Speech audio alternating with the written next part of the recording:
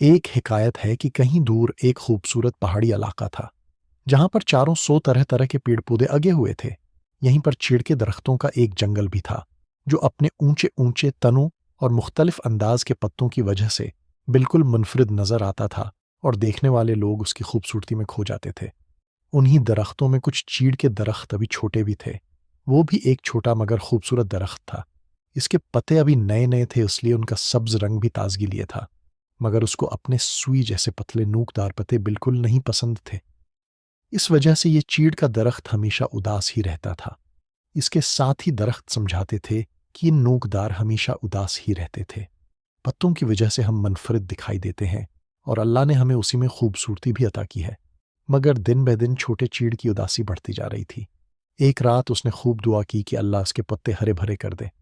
صبح اٹھتے اس کی خوشی کا ٹھکانہ نہیں رہا جب اس نے اپنے سارے پتے ہرے اور بڑے بڑے دیکھے، مگر اس کی خوشی اس وقت ختم ہو گئی جب ایک بکریوں کی ریوڑ نے آ کر اس کے سارے پتے مزے مزے سے کھانے شروع کیے۔ شام تک چیڑ کے اس درخت پر ایک بھی پتا نہ رہا۔ اب وہ پھر سے اداس ہو گیا تھا۔ چھوٹے چیڑ نے دوبارہ دعا شروع کی کہ اللہ مجھے شیشے اور کانچ کے خوبصورت پتے دے دے، وہ تو کوئی جانور نہیں کھا سکے گا۔ اور دوسری صبح اس کی یہ خواہش پوری کر دی گئی۔ آج چیڑ کے درخت کے پتے دھوپ میں چمکتے بے حد حسین لگ رہے تھے، اور وہ اپنے پتوں کو دیکھ کر خوشی سے پھولا نہیں سما رہا تھا کہ اچانک تیز ہوا کہ جھکڑ چلنے لگے۔ ہوا سے کانچ کے پتے آپس میں زور زور سے ٹکرا کر ٹوٹنے لگے۔ آندھی ختم ہونے تک چیڑ کے اس پیر پر ایک پتا بھی باقی نہیں بچا تھا۔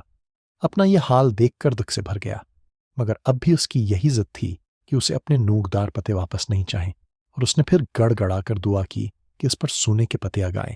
اس بار بھی اس کی دعا قبول ہوئی۔ سنہری پتوں کی وجہ سے چیڑ کا چھوٹا سا یہ پیڑ سب درختوں میں جدا نظر آ رہا تھا۔ سارے ہی درخت اس پر رشک کر رہے تھے، اور وہ اسی خوشی میں ہوا کے ساتھ ساتھ جھوم رہا تھا کہ وہاں سے ایک لکڑ ہارے کا گزر ہوا۔ جب اس نے سونے سے لدے پتوں کا درخت دیکھا تو سوچا کہ یہ سارے پتے بیچ کر وہ بہت سے پیسے کما سکتا ہے، طرح اس کی بہت سی ضروریات پوری ہو سکتی ہیں۔ اور یہ سوچتے ہی اس نے جلدی جلدی سارے سنہری پتے توڑ لیے۔ کچھ ہی دیر میں چیڑ کا درخت غم و تکلیف سے رو رہا تھا۔ اس کے چاروں طرف سارے درخت اپنی اصل شکل میں کھڑے ماحول کی تازگی اور خوبصورتی میں اضافہ کر رہے تھے، جبکہ وہ بالکل ایجاڑ نظر آ رہا تھا۔ اب اسے اپنی غلطی اور بیجا خواہش کا احساس ہوا۔ اس کی سمجھ میں یہ بات آ گئی کہ اللہ نے ہر مخلوق کو الگ شکل اور خصوصیات کے ساتھ پیدا ہوا کیا ہے، اور اسی میں ہر مخلوق کے لیے بھلائی اور خوبصورتی رکھی ہے۔